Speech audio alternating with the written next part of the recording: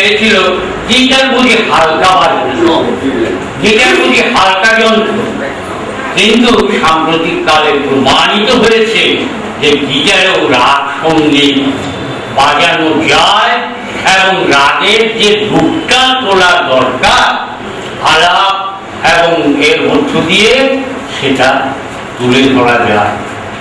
এটা আগেই বিশ্বরঞ্জন ভাটের কথা বললেন, আরো কয়েকজন গুণী সেটাই বললেন।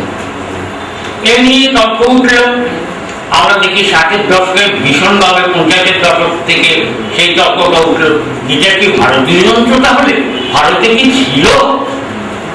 সর্বশেষ আমি যে গ্রন্থটি পড়েছি, তারপরে অনেক গ্রন্থ সম্ভবত বেরিয়েছি এই নটরাজনের ওপর, ভারতীয় বাদ্যযন্ত্রের ইতিহাস ইংরেজিতে লেখা। তো তিনি সেখানে বলছেন যে ইউরোপ ভারতীয় তার যন্ত্র থেকেই ওখানে নিয়ে গেছিল। সেখানকার হার্প, যেটা নট ভায়োলিন, হার্পের সঙ্গে সঙ্গতি রেখে সেখানে গিটারের তৈরি করা হয়েছিল। পরবর্তী পর্যায়ে এর সঙ্গে আবার কিছু তার একটা তার সংযোজিত করে আবার আমাদের দেশে গিটার আমাদের এখানে ফিরে এসেছে। আর আজকে যে অ্যালবামটা বেরোলো, এই অ্যালবামটা বের না হলে কি হলো?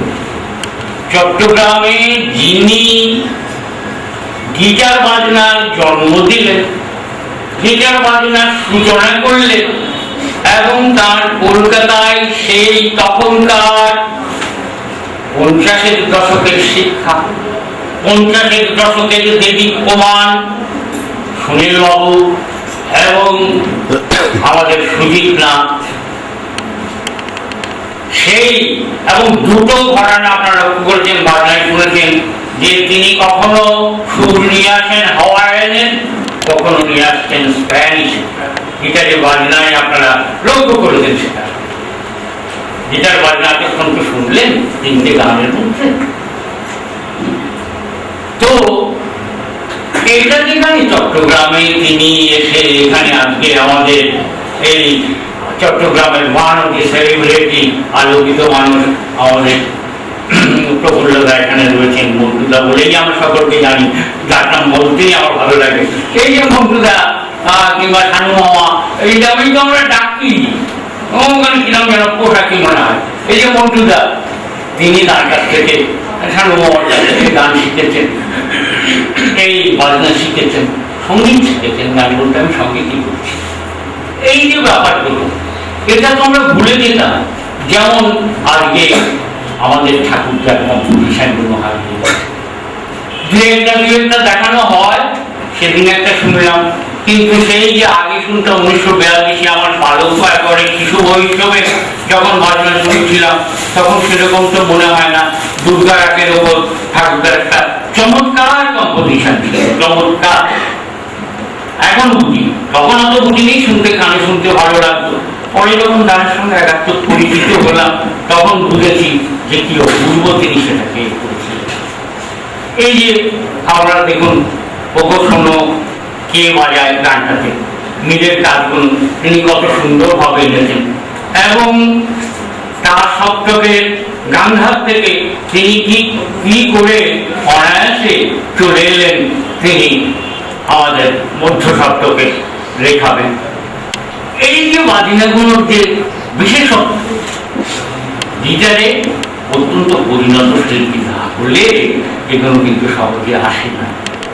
এই যে ধরে রাখাটা, এটা কিন্তু আমাদের জন্য, চট্টগ্রামের জন্য, সঙ্গীত তীর্থ চট্টগ্রামের জন্য একটা বড় একটা অবদান হলো, অ্যাচিভমেন্ট। এবং এই কৃতজ্ঞতাটা জানাতে, আর আমার মামার অনুষ্ঠানে কারা এসেছেন সেটা দেখতেই আমি এসেছিলাম। আমি মামাকে আবারও প্রণাম জানাই। আমাকে আরো দুটো অনুষ্ঠানে যেতে হবে। আপনাদের সকলকে ধন্যবাদ। আমরা জানি যে ওগো কোনো কে বাজায় নয়, শিল্পীকে আমরা বলবো ওগো তুমি বাজাও, তোমার কাজটা শুনি।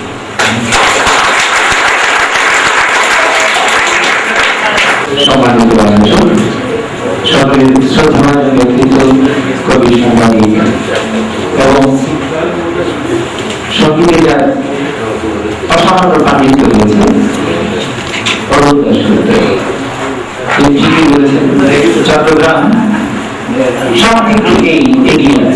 এগিয়ে ছিল, এগিয়ে আছে এবং বিশ্বাস আমাদের অনন্তকাল এই চট্টগ্রাম এগিয়ে আমাদের সংগঠনের সহসভাপতি কলাম লেখক হুসাইন আনোয়ারের প্রবন্ধ গ্রন্থ যুদ্ধাপরাধের বিচার এবং সমকালীন ভাবনা, এই গ্রন্থের প্রকাশনা উৎসব এবং মৌলবাদ বিরোধী ছড়া পাঠের আসর এই মিলনায়তনে অনুষ্ঠিত হবে। আপনাদের হাতে নিশ্চয়ই নিমন্ত্রণ পত্র এখানে পৌঁছে গেছে ইতিমধ্যে। আমরা আশা করব আমাদের আগামী শুক্রবারের অনুষ্ঠানে আজকে যারা উপস্থিত হয়েছেন তারা উপস্থিত হবে, আমাদের অনুষ্ঠানকে সাফল্যমণ্ডিত করবেন এবং যুদ্ধাপরাধের বিচারের দাবিতে আমরা সম্মিলিতভাবে সোচ্চার হব। সুজন আমাদের শিল্পীকে আরো তুলে শুভেচ্ছা জানাবেন বিশিষ্ট রবীন্দ্রসঙ্গীত শিল্পী তুষারকান্তি বড়ুয়া।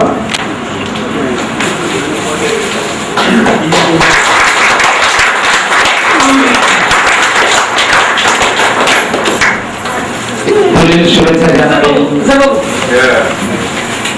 আরো একজন সাংস্কৃতিক কর্মী মিসেস কবিতা বড়ুয়া। কবিতা বড়ুয়া ফুলের শুভেচ্ছা জানাচ্ছেন আমাদের আজকে বর্তমানে শিল্পী বাংলাদেশ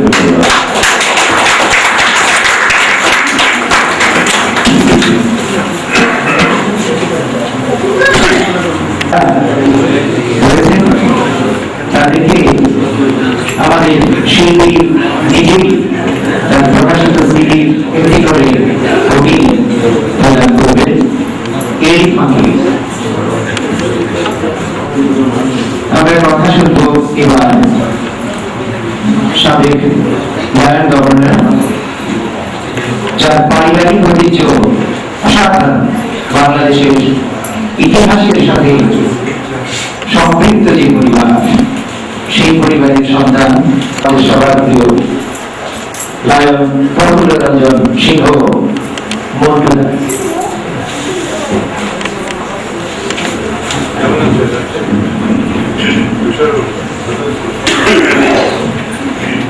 আজকে এই সুন্দর অনুষ্ঠানে সম্মানিত সভাপতি ডক্টর মোহাম্মদ মনিরুজ্জামান, ওনার সঙ্গে আমাদের অত্যন্ত সম্পর্ক, তাই মানে ওই বিশেষণ একটা এসে যায়।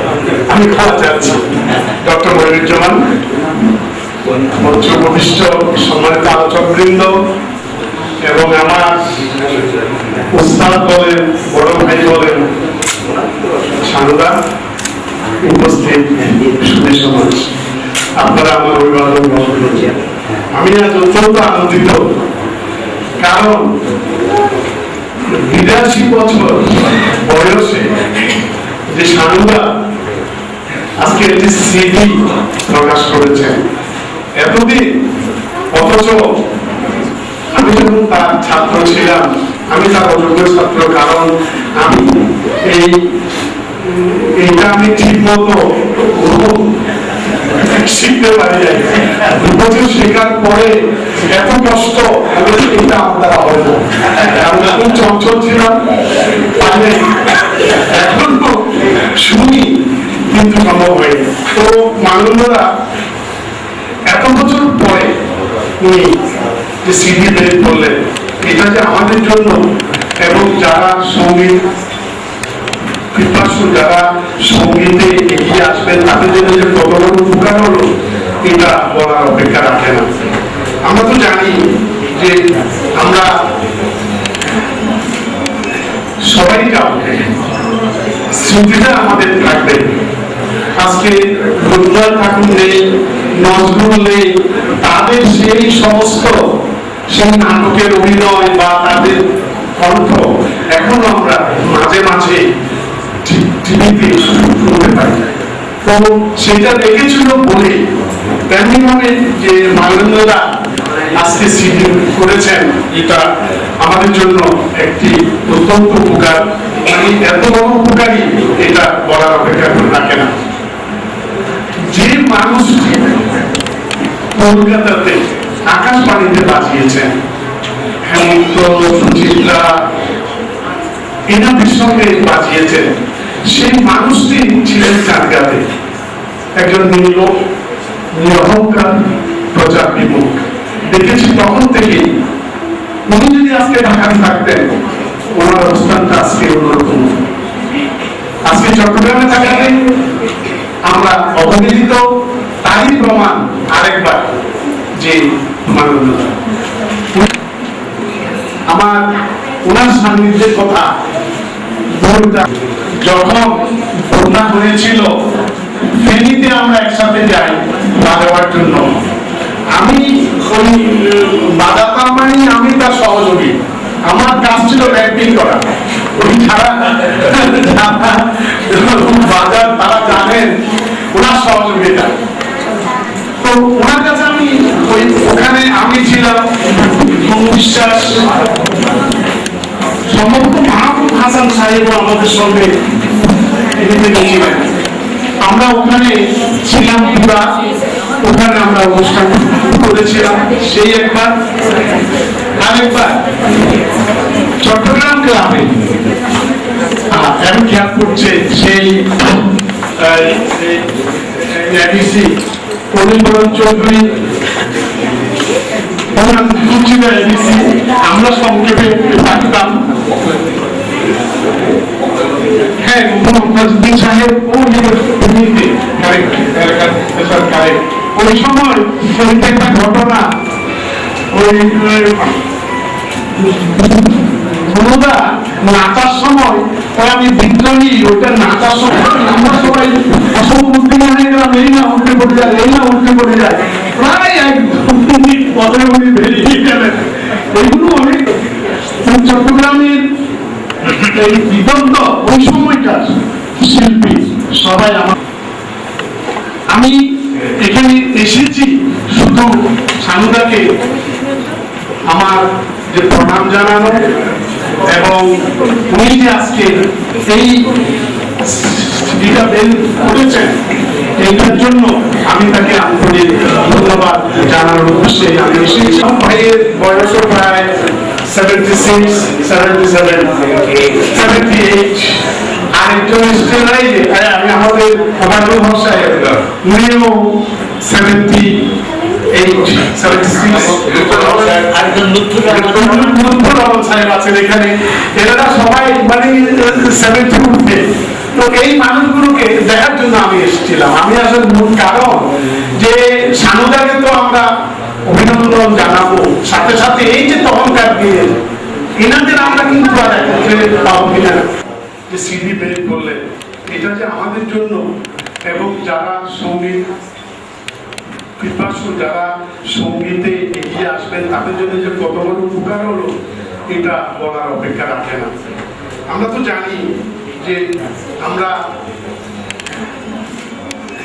সবাই যাব, স্মৃতিটা আমাদের থাকবে।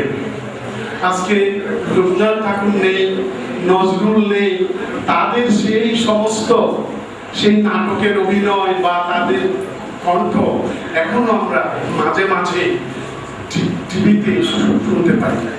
তো সেটা রেখেছিল বলে তেমনি ভাবে যে মানবেন্দ্রদা আজকে সিডি করেছেন, এটা আমাদের জন্য একটি অত্যন্ত উপকার, মানে এত বড় উপকারী এটা বলার অপেক্ষা রাখে না। যে মানুষ কলকাতাতে আকাশবাণীতে বাজিয়েছেন, হেমন্ত, সুচিত্রা এনাদের সঙ্গে বাজিয়েছেন, সেই মানুষটি ছিলেন চাঁদগাতে একজন নির্লোক, নিরহংকার, প্রচার বিমুখ। দেখেছি তখন থেকেই উনি যদি আজকে ঢাকাতে থাকতেন, ওনার অবস্থানটা আজকে অন্যরকম। আজকে চট্টগ্রামে থাকাতে আমরা অবহেলিত, তারই প্রমাণ আরেকবার যে মাননীয় আমার ওনার সান্নিধ্যের কথা। যখন বন্যা হয়েছিল, ফেনীতে আমরা একসাথে যাই বাজাবার জন্য। আমি ওই বাজাতাম মানে আমি তার সহযোগী, আমার কাজ ছিল ব্যাংকিং করা। ওই যারা বাজার তারা জানেন ওনার সহযোগিতা। তো ওনার কাছে আমি ওখানে আমি ছিলাম, বিশ্বাস সম্ভবত মাহবুব হাসান সাহেবও আমাদের সঙ্গে গেছিলেন। আমরা ওখানে ছিলাম পুরা, ওখানে আমরা অনুষ্ঠান করেছিলাম। সেই একবার আরেকবার চট্টগ্রাম ক্লাবে এখন খেয়াল করছে সেই এবিসি অনিল বরণ চৌধুরী, ওনার নাম ছিল এবিসি, আমরা সংক্ষেপে ডাকতাম। হ্যাঁ, মমতাজউদ্দিন সাহেব ওই সময় একটা ঘটনা, ওই গুরুদা নাচার সময় ওই আমি বিদ্রোহী, ওইটা নাচার সময় আমরা সবাই অসম্ভব উদ্বিগ্ন হয়ে গেলাম, এই না উল্টে পড়ে যায়, এই না উল্টে পড়ে যায়, প্রায় এক মিনিট পরে উনি বেরিয়ে গেলেন। এইগুলো অনেক চট্টগ্রামের এই বিদগ্ধ ওই সময়কার শিল্পী সবাই আমি এখানে এসেছি শুধু সানুদাকে আমার যে প্রণাম জানানো, এবং উনি যে আজকে এই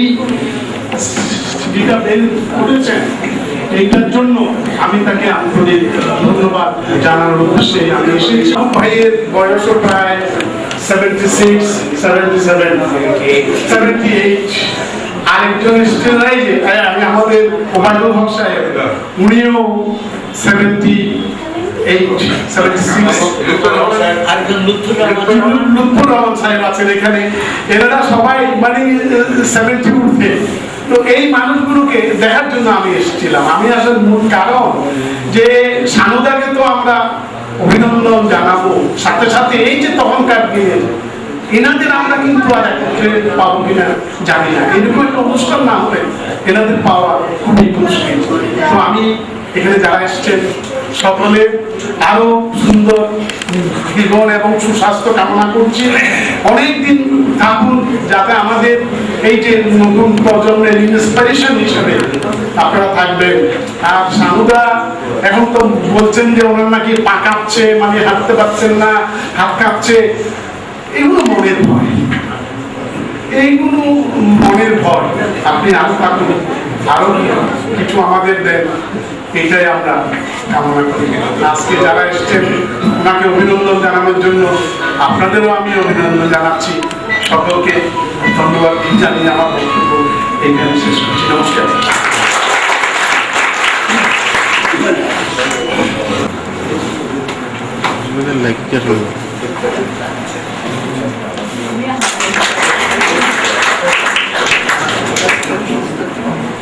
ধন্যবাদ। আমি এবার বাংলাদেশ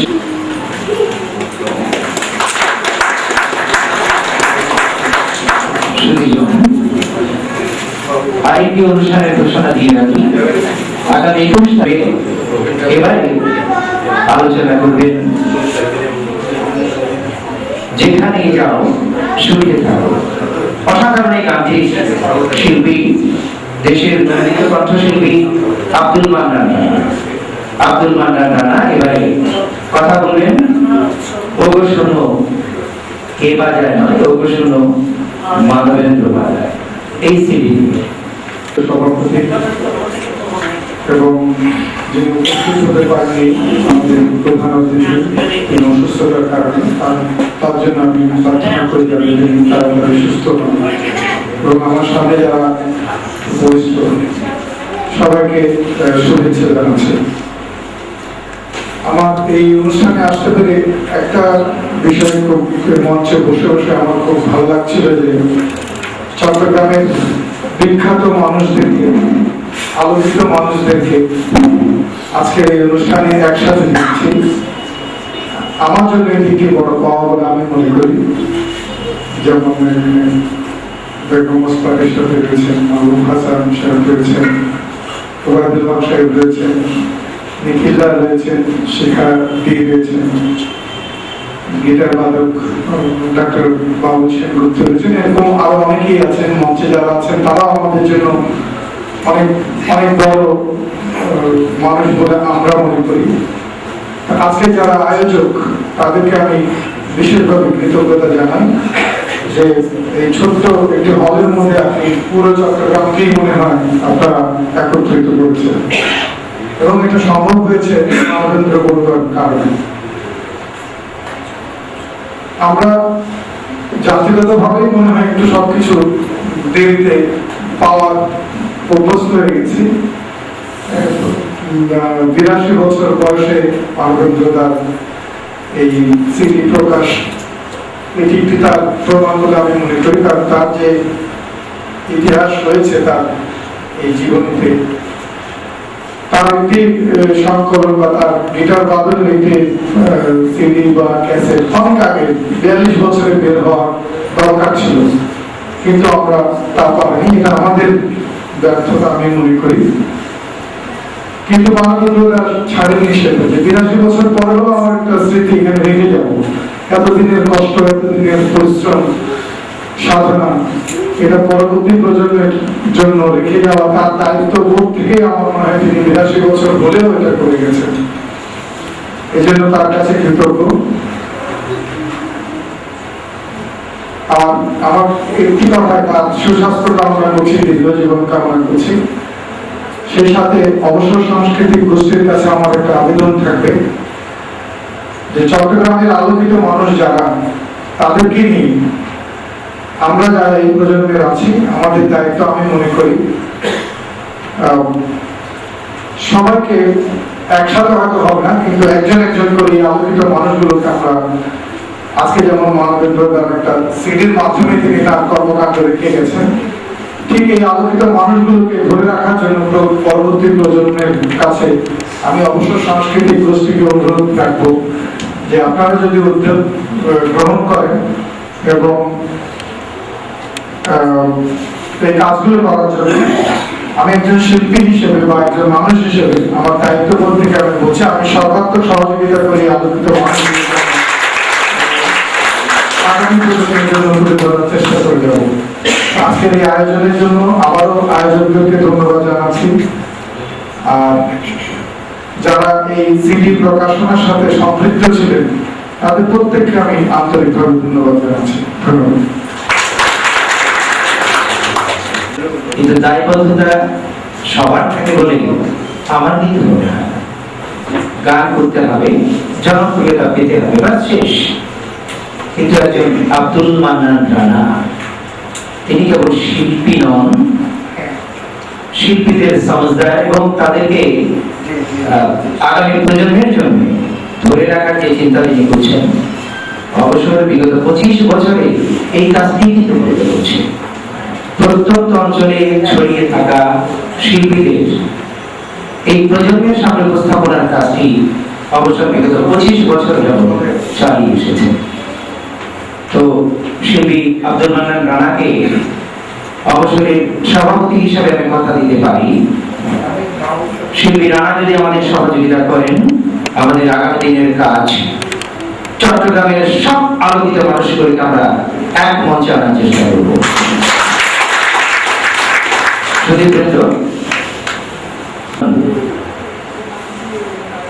মানুষ কেবল মানুষ, চমৎকার তার পরিচয় আছে। তিনি একজন শিল্পপতি, আমি বলবো তিনি শিল্পীদের অসাধারণ সমঝদার, তিনি শিল্পের অনুরাগী। সাবেক লায়ন গভর্নর রূপম কিশোর বড়ুয়া এবারে বক্তব্য রাখছেন।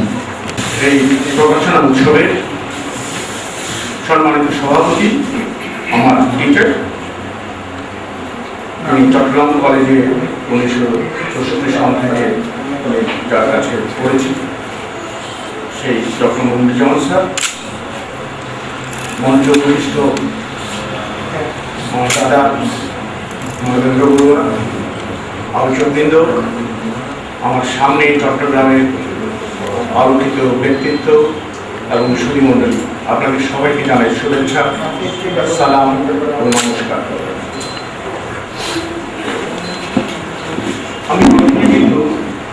আমরা বাঙালিরা তিনটা বিষয়ে আমি মনে করি আজকে আপনারা বোধহয় সবাই একমত হবেন বড় কম।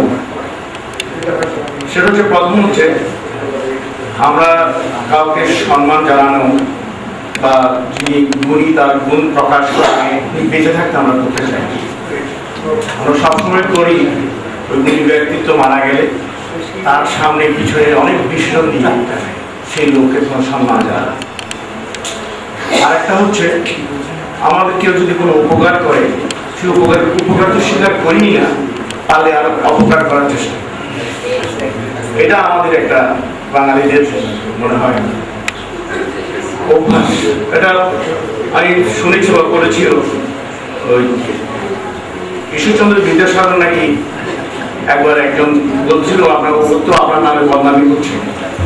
উনি বলেছিল কেন সে আমার নামে বদনামি করবে, আমিও তার কোনো উপকার করিনি। আরেকজন বলছে না হুজুর আপনি একদিন উনি নৌকো পাড়াতে ঘাট পাড়াতে ওনার কাছে 1 পয়সার ভাঙতি ছিল না, আপনি তাকে 1 পয়সা দিয়েছিলেন। ও সেজন্যই তো সে আমার নামে বদনামি করছে, আমি তাকে উপকার করেছিলাম। সেটা আমাদের বাঙালিদের মধ্যে একটা অভ্যাস আছে। আর হচ্ছে পরশ্রীকাতরতা। এই পরশ্রীকাতরতা এটা কিন্তু ইংরেজিতে বা অন্য কোনো ভাষায় নেই। মানে অপরের স্মৃতিতে মানে শ্রীবৃদ্ধিতে কাতর হয়ে যাওয়া। জেলাসি আছে, জেলাসির অর্থটা ঠিক সেরকম না। এই তিনটা জিনিস আমাদেরকে পরিহার করে আমরা যদি এই যে রানা বললো যে চট্টগ্রামে কালকিত আছেন, আমরা কিন্তু তাদেরকে সেই সম্মান দিতে পারছি না বা দিচ্ছি না।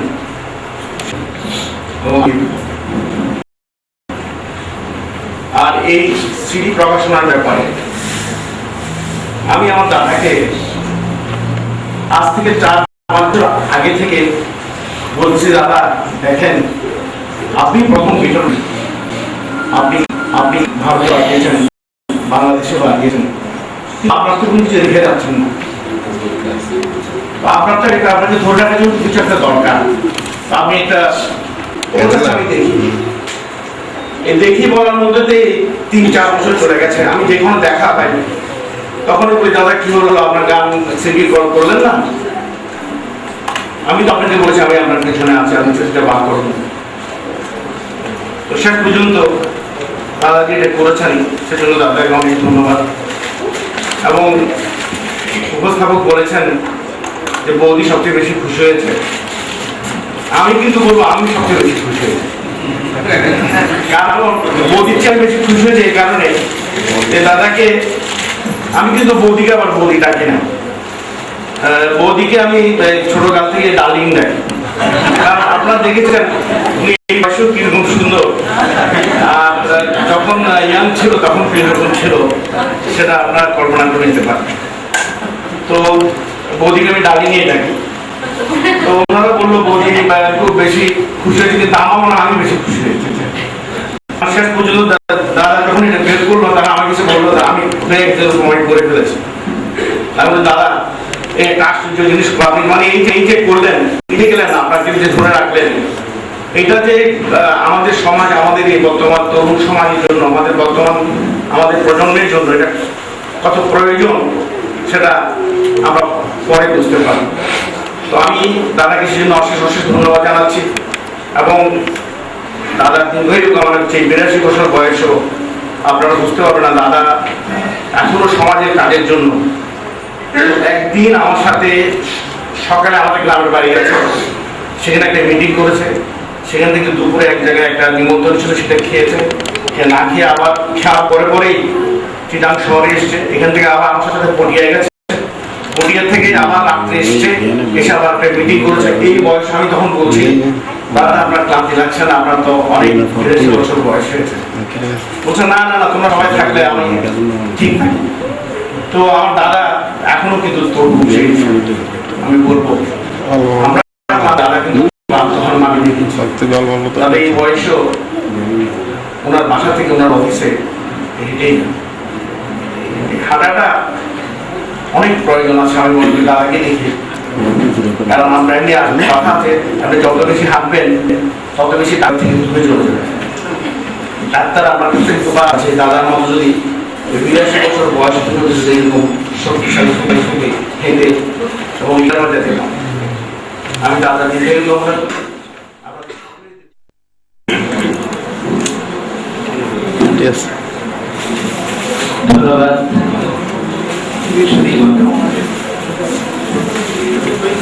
আমরা এবারে কথা শুনবো এমন একজন ব্যক্তিত্বের, যিনি আমাদের দেশের অসুস্থ অবস্থায় বিভিন্ন অনুষ্ঠানে উপস্থিত হন।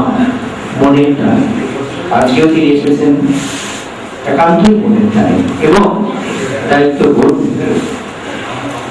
যিনি শিল্পী মানবেন্দ্র বড়ুয়ার সাথে দীর্ঘদিন একসাথে কাজ করেছেন।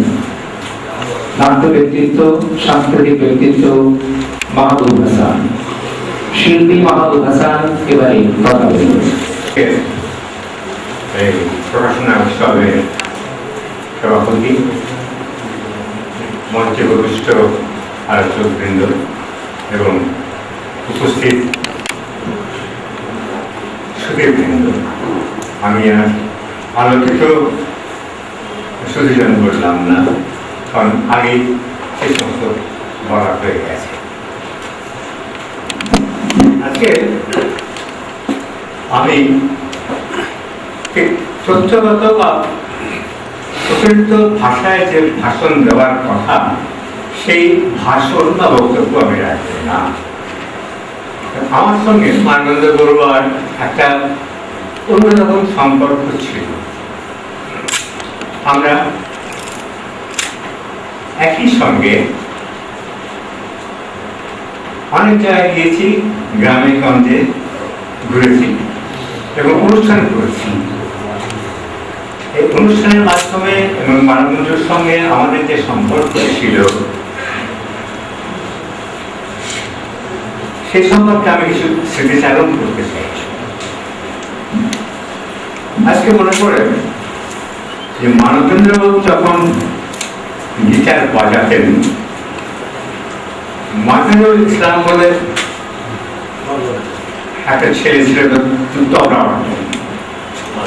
সে মাঝার কোথায় হারিয়ে, তাকে কিন্তু আর খুঁজে পাওয়া যাচ্ছে। এবং নাসির একটি ছেলে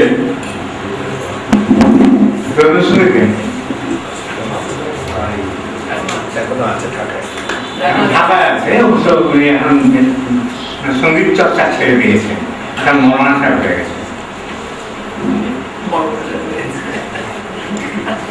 এই যে আমাদের সময় একদম কাটতো, এবং ডাক্তার কামালের বাড়িতে, ডাক্তার কামালের বাড়িতে প্রায় আমরা আড্ডাতে বসতাম এবং কিছু গান বাজনা সেখানে হতো।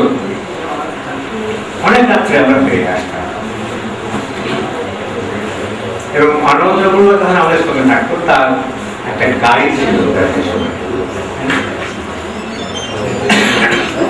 একবার আমরা রাত্রে 2টা কি 2:30 হয়েছে, মানবেন্দ্রবাবু গাড়ি চালাচ্ছেন এবং সেই ছোট গাড়ির ভেতরে আমরা 7-8 জন সেই কোনো বনেটের উপরে বসে আসি। রাস্তাটা পুলিশ ধরেছে, পুলিশকে তখন আমরা বলছি, মানবেন্দ্রবাবু তখন গাড়ি চালাচ্ছেন, পুলিশকে আমরা বলছি, দেখো না আমরা সব শিল্পীরা যাচ্ছি, তোমরা এত ইজনে আমরা জিজ্ঞেস করছি, আমরা ফাংশন করে আসছি। আমাদের ফাংশন ছিল 8টা, সেই 8টাটি ছিল একটা কামালের ভাষা। এইসব স্মৃতি আমার এখন মনে হচ্ছে মানবেন্দ্রবাবুর এই প্রকাশনা উৎসবে। একটি কথা আমি বলবো যে মানবেন্দ্রবাবুকে উৎসাহিত করেছে এই সিটি বের করবার পেছনে যার অবদান, তারা হচ্ছেন অবসর সাংস্কৃতিক গোষ্ঠী। যে অবসর সাংস্কৃতিক গোষ্ঠী যদি মানবেন্দ্রবাবুর পেছনে এইভাবে লেগে না থাকতো, তাহলে আজকেও মানবেন্দ্রবাবু নিজের প্রচেষ্টায় এই সিটি বের করতো না। তিনি হারিয়ে এবং অনেকে হারিয়ে। মানবেন্দ্রবাবু যখন গিটার বাজান চট্টগ্রামে আসেন, তখন আর কেউ চট্টগ্রামে গিটার বাজাতো বলে আমার মনে হয় না। এবং মানবেন্দ্রবাবুর কাছ থেকে আপনারা তো অনেকেই জানেন না, গিটার শিখতেন ডাক্তার আমির হোসেন। আমির হোসেন তখন কিছু কিছু গিটার বাজাতেন এবং ডাক্তার আমির হোসেনের ওস্তাদ ছিলেন, তার শিক্ষক ছিলেন মানবেন্দ্রবাবু। আমরা একবার মহামণিতে গেছিলাম অনুষ্ঠান করতে, মানবেন্দ্রবাবুর সঙ্গে ছিলেন। উনি আমাদের সঙ্গে, যখন আমাদের একটা অর্গানাইজেশন ছিল প্রান্তিক নবনাট্য সংঘ, এই প্রান্তিক নবনাট্য সংঘ থেকে আমরা অনুষ্ঠান করতে যেতাম প্রায় গ্রামে গঞ্জে জেলায়। মানবেন্দ্রবাবুকে আমরা সঙ্গে নিতাম, কিন্তু মহামণিতে কোন কারণবশত মানে এত ঝড় হলো, এই ঝড়ে কালবৈশাখী ঝড়ে আমাদের অনুষ্ঠান করা হলো না, আমরা ফিরে আসলাম অনুষ্ঠান না করে। এইরকম বহু অনুষ্ঠানে আমরা একসঙ্গে গিয়েছি। মানবেন্দ্রবাবু তো আমাদের মানে বন্ধু ছিল কথা বলতে গেলে, যদিও আমার বয়সের 3 বছরের বড় বা 4 বছরের বড় হবে। আমি সেই তুলনায় মানবেন্দ্রবাবুর তুলনায় আমি অনেকটাই হয়ে গেছি, কিন্তু মানবেন্দ্রবাবু এখনো আমার তুলনায় তিনি ভালোই আছেন। এবং তিনি প্রতিদিনই আমাদের আগে দেখা হতো ডিসি পার্কে তিনি হাঁটতেন। সেই হাঁটতে যে আমার মাঝে মাঝে ফাংশনে আমি যেতাম ডিসি হিল পার্কে দেখা হতো এবং কথা হতো। পয়লা বৈশাখ অনুষ্ঠানে তিনি প্রায় আসতেন। আজকে একটা কথা, তারা হয়তো নতুন প্রজন্মের কাছে সমর্পিত করছেন না যে সাংস্কৃতিক কর্মকাণ্ড। আজকে হাওয়াইন গিটারের প্রচলন সেভাবে দেখা যায় না অনুষ্ঠান, কিন্তু আগে এক সময় হাওয়াইন গিটার ছাড়া অনুষ্ঠান জমতো না বা হতো না। উন্নত ধরনের জিনিসপত্র এসছে, কিন্তু সেই সব জিনিস দিয়ে, সেই সব যন্ত্র দিয়ে মেলোডি সৃষ্টি করা যায় বলে আমার মনে হয় না। মেলোডি সৃষ্টি করতে হলে হাওয়াইন গিটার, কারণ হাওয়াইন গিটার আমার একটা জিনিস।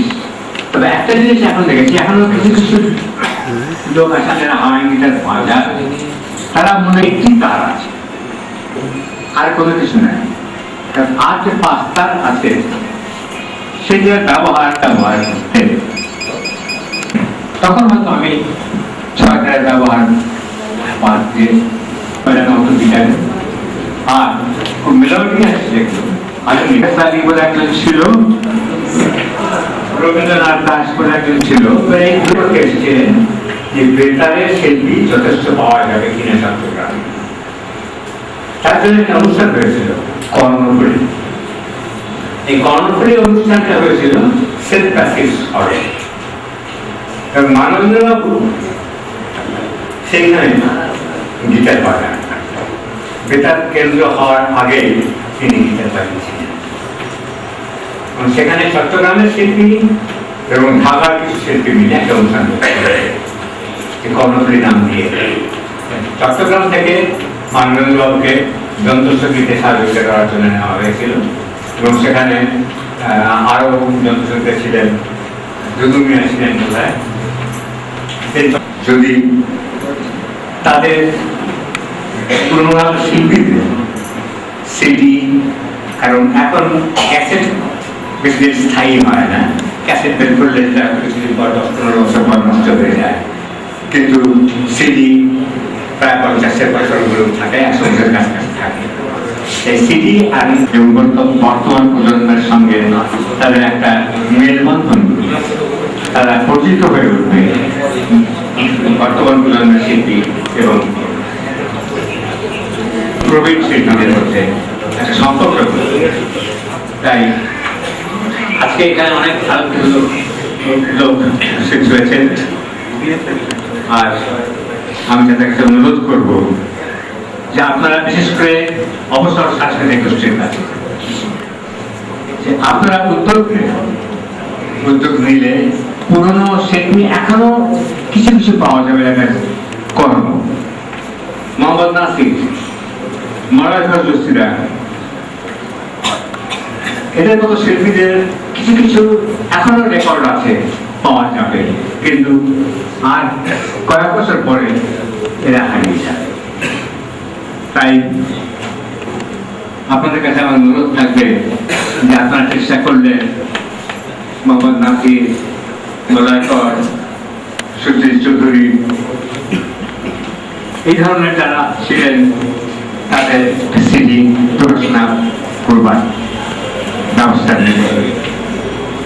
আর সব শেষ কথা মানবেন্দ্র বাবুর প্রতি তাকে শুভেচ্ছা জানাবো না, কারণ সুশীল বাবু, মানবেন্দ্র বাবু তার কে আজকে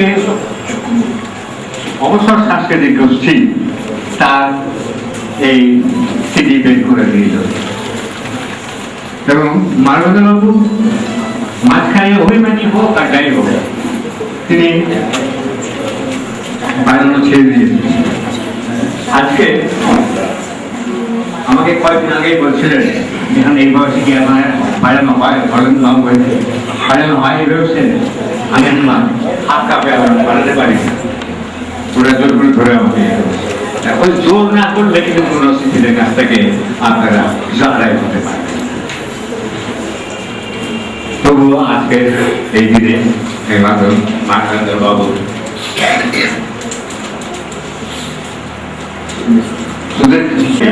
উনি নিয়মিত ভাবে যাতে গিটার বাজানো বা গিটার চর্চা করা শুরু করেন, নিজে না করতে পারলেও উনি যেন কিছু ছাত্র তৈরি করে যান, যার মাধ্যমে মানবেন্দ্র বাবু চিরকাল বেঁচে থাকবেন।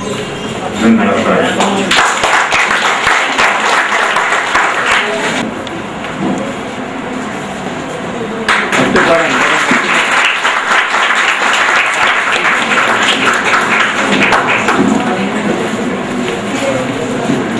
জানিয়ে রাখতে চাই, সেই সাথে তার সহধর্মিনী অবশ্যই তার ডার্লিং রূপম কিশোর বড়ুয়া ডার্লিং এবং আমাদের সবার প্রিয়, আমরা দুজনকে কৃতজ্ঞতা জানাই।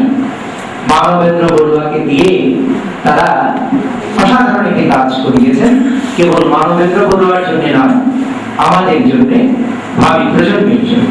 আমরা বিশ্বাস করি এই সিডির মাধ্যমে মানবেন্দ্র বড়ুয়া চলে যাবেন, কারণ কেউ অনন্তকাল বেঁচে থাকেন না, যেমন তিনি চলে যাবেন, কিন্তু তার সিডি অনন্তকাল প্রজন্ম থেকে প্রজন্মে দিক নির্দেশনা দেবে। সুধীজন, আমরা এবার সেই কিংবদন্তি সম গিটার শিল্পী মানবেন্দ্র বড়ুয়ার অনুভূতি প্রকাশ করবেন শিল্পী মানবেন্দ্র বড়ুয়া। তার আগে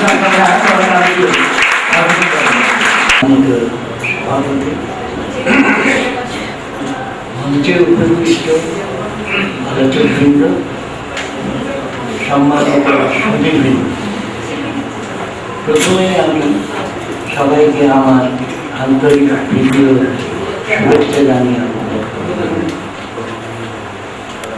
গত বেশ কিছুকাল ধরে আমাকে আমার বেশ কিছু শুভানুধ্যায়ী আত্মীয় স্বজন এবং বন্ধু বান্ধব ও ছাত্রছাত্রীরা পীড়াপিড়ি করছিল একটা সিডি বানানো, কিন্তু আমার এই জীবনের পরন্ত বেলায় এই সিডি বার করা মানে ভঙ্গুর পর্বতারোহণ।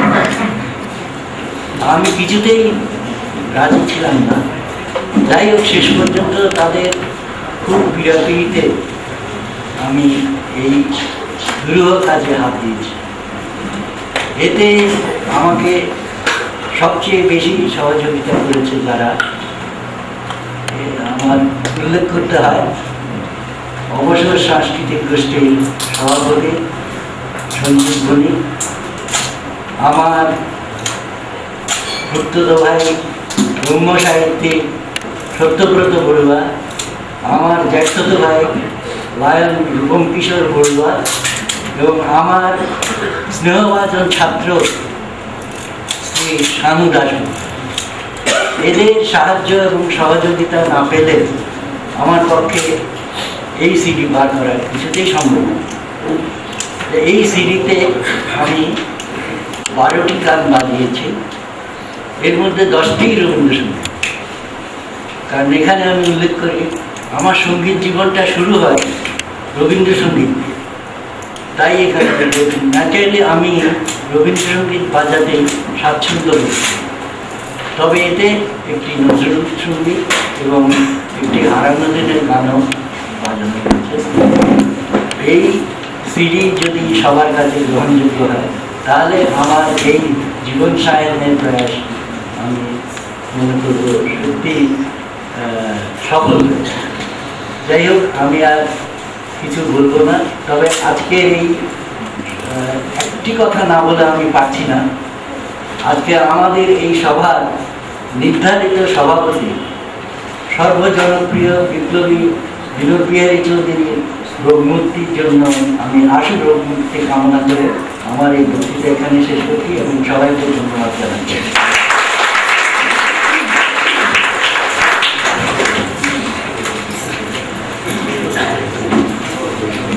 আমরা জেনে গেছি তবু শোনো শিল্পী মানবেন্দ্র বাজার অনন্তকাল বাজাবেন। এইমাত্র একটি সংবাদ পাওয়া গেল, আমাদের শিক্ষাবিদ অজিত কুমার আইস বিপ্লবী বিনোদ বিহারী চৌধুরীকে দেখতে গেছেন মেডিকেলে।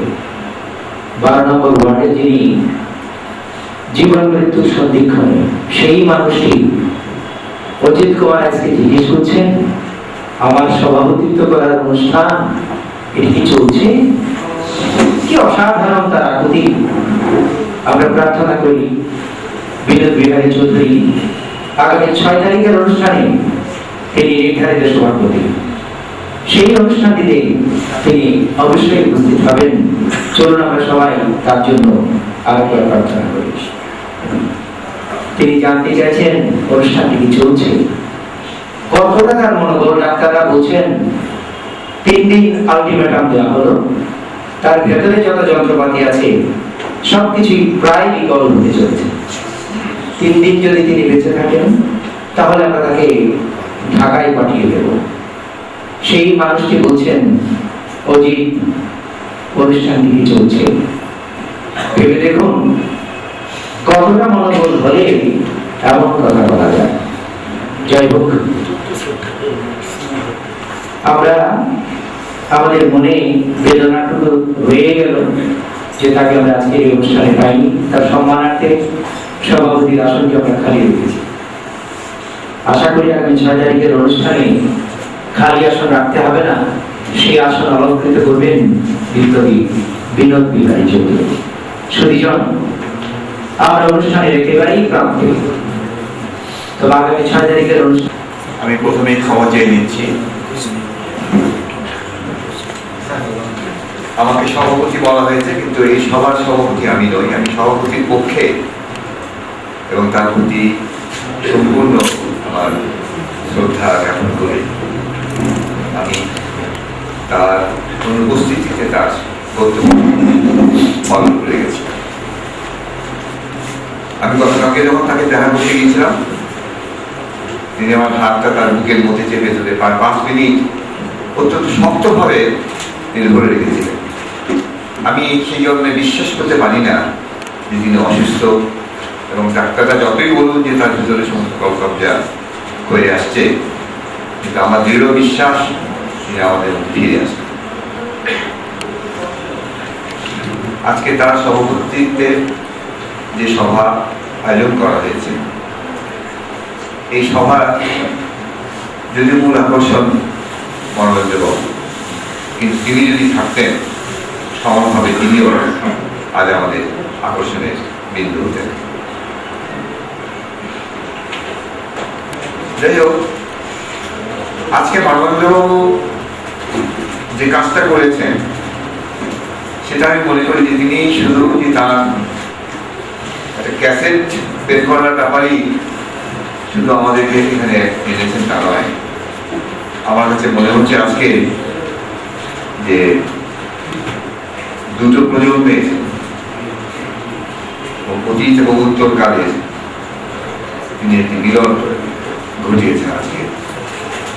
আজকে চট্টগ্রাম শহরের সমস্ত সঙ্গীত বেত্তারা, সঙ্গীত কবিরা, সঙ্গীত আমোদীরা, সঙ্গীত প্রেমীরা এবং তার সমকালের তার সহকর্মীরা আর সবাই একত্রিত হয়েছেন। তার ছাত্ররা আজকে উপস্থিত হয়েছেন, তার ছাত্ররাও আজকে তিনি এই একটি মিলন মেলা ঘটার এই জন্য আমি তাকে প্রথমে অভিনন্দন জানাই এবং তার সিরির জন্য তার পরবর্তী আমার অভিনন্দন। আমি রবীন্দ্রনাথের একটি কবিতা দিয়ে কথাটা বোঝাতে চাই। অরণ্যবাবু শিল্পী, কিন্তু এই শিল্পী কিভাবে শ্রেষ্ঠ হয়? রবীন্দ্রনাথ বলছেন প্রকৃতির জগতে সুর আছে, কিন্তু তারা শুধু সেই সুরটা তারা গেয়েই যায়, এর বেশি তারা কিছু করতে পারে না।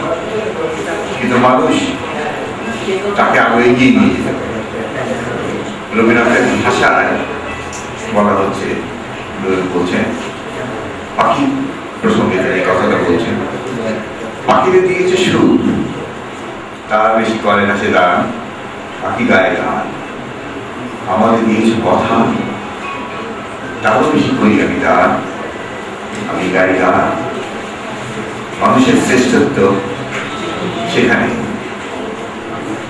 কিন্তু মানুষের মধ্যে যারা শিল্পী তাদের শ্রেষ্ঠত্ব তার আরো গভীর। অরণ্যবাবু আমাদের মাঝে সেই গভীরতম জায়গায় তিনি অবস্থান করছেন। আজকে যারা তার সম্পর্কে বলেছেন, আমি তাদের কথা কি আপনাদের কাছে নিদর্শন বলে আমার সভাপতি বক্তব্যটা করতে চেয়েছিলাম একবার, কিন্তু মনে হচ্ছে যে এই রিপিটেশনে কোনো অর্থ হবে না, কারণ সকলেই আপনারা বুঝতে পারছেন যে মানবেন্দ্রবাবুর প্রতি যে গভীর ভালোবাসা আমাদের মধ্যে এতটা সঞ্চিত ছিল, আজকে সেই ঢাকা মুখটা খুলে গেল। এই কারণে তার প্রতি আমাদের শত কথা উৎসাহিত হয়ে আজকে বেরিয়েছে। সেই জন্যে ওবায়দুল হক সাহেব তাকে বলেছেন যে তার আজকের এই ক্যাসেট এটি তাকে জীবন্ত শিল্পী হিসাবে আমাদের মধ্যে বাঁচিয়ে রাখবে। জামাল নজরুল ইসলাম সাহেব অত্যন্ত চমৎকার ভাবে যে কথাটি বলেছেন, কত জরুরি এবং এই যে কত আনন্দের বিষয় এবং নতুনদের জন্য যে এটা কত প্রয়োজন বিস্তৃত করলেন এবং তার চর্চার সেই বৈশিষ্ট্যটা কি সেটা তিনি ধরে দিয়ে গেছেন। আপনারা যারা সঙ্গীত বিষয়ের পত্রপত্রিকা পড়েন, চট্টগ্রাম থেকে একটি সঙ্গীত বিষয়ের পত্রিকা বের হচ্ছে, সেখানে জামাল নজরুল ইসলাম সাহেব একবার লিখেছিলেন, তিনি বেশ কিছু প্রবন্ধ লিখেছেন সঙ্গীতের উপরে। প্রাচীন সঙ্গীতের যে বিশেষ বৈশিষ্ট্যটি থেকে আলাদা করার জন্য যে নতুন ধারার সৃষ্টি হয়েছিল, সেখানে তিনি বলছেন যে সেইখানে শ্রুতির একটা ভূমিকা বলছেন, যে এই শ্রুতির ভূমিকাটা খুব বেশি। এই শ্রুতি সৃষ্টির ক্ষেত্রে সরল সপ্তক সুরের যে ধারা ঈর্ষান্বিত হয়েছে, চৌধুরীর মতো উন্নত হয়নি তখন তাকে তার শিক্ষক তাকে বিষ খাইয়ে হত্যা করেছে। এই শিক্ষককে নিয়ে ইউরোপে বহু নাটক হয়েছে, এমনকি গেটে পর্যন্ত এই নিয়ে নাটক রচনা করেছে। সেখানে সাফাই গাওয়া হয়েছে। সেখানে শিক্ষক বলছেন যে আমি আমার ছাত্রের প্রতি ঈর্ষান্বিত নই, বরং তার প্রতি মুগ্ধ হয়ে, এটা আমার মুগ্ধতার একটা পরিচয়, যে উদারতা পরিচয় দিয়েছে, তাতে অন্তত এই অভিমানী শিল্পী আজকে মুক্তি করবে। এই জন্য আমি রূপক কিশোর বড়ুয়াকে এবং অবসর বৃষ্টিকে আমি অভিনন্দন জানাই। এ প্রসঙ্গে আরো যারা আলোচনা করেছে আর আলোচনা করার কোনো প্রয়োজন নেই। আধুনিক এর মধ্য দিয়ে তিনি আসলে আমাদের দেশে অর্কেস্ট্রা সৃষ্টির ইতিহাস কিন্তু খুব দুর্বল।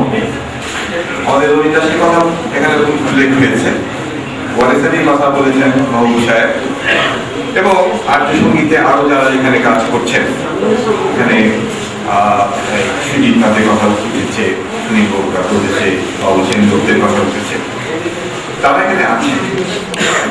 কিন্তু আমাদের দেশের সঙ্গীত চর্চার সবচেয়ে দুর্বলতম সেটি হচ্ছে যে আমরা সমাজের দিক থেকে অনেকখানি এগিয়ে গেছি, এমনকি আমাদের বাণিজ্যে কথা বলতে পারে আমরা বিশ্বাস করতাম যে কত আগের কথা। সেই মানবেন্দ্র বাবু পরে হারিয়ে গেলেন। তিনি লালদিঘির পাড়ে একটা অফিস ছিল, আমি মাঝে মাঝে তার সঙ্গে সেখানে বসে কথা বলেছি, আড্ডা দিচ্ছি, এবং আমি তার সঙ্গে কথা বলে খুব মুগ্ধ হতাম। কিন্তু আমিও মতো গিটার শিখতে এগিয়েও একবার এগোই বিষয় এই করে পারলাম না। তো তারপর শেষে যখন মনস্থির করলাম যে না আমি গিটার শিখবো, তখন তিনি বিদেশে চলে গেছেন, তা আমার আর গিটার শেখা হয়নি। কিন্তু তিনি সেই দিন আমার মনের মধ্যে যে স্মৃতিটা তিনি গেঁথে রেখে গেছেন, তিনি নিজেও সেটা বলেন, আমাকেও বুঝে দেন। এই কারণে আজকে যখন আমি হলে প্রবেশ করলাম, তিনি আমাকে জড়িয়ে ধরেছেন, আমি খুব বিমোহিত হয়ে পড়েছি। আমি খুব আনন্দিত যে তবু লায়ন কিশোর, রূপম কিশোর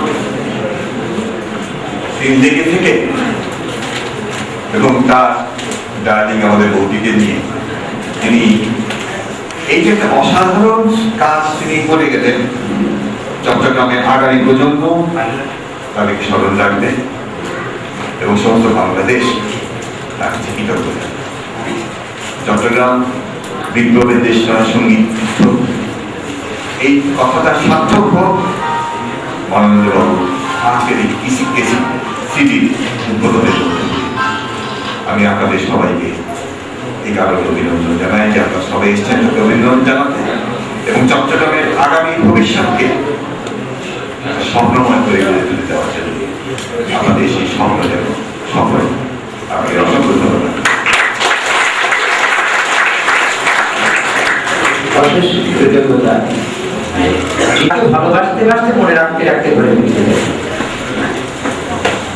সুধীজন, আপনারা আমাদের সাথে সহযোগিতা করেছেন, আন্তরিকভাবে আপনাদের কৃতজ্ঞতা জানাই।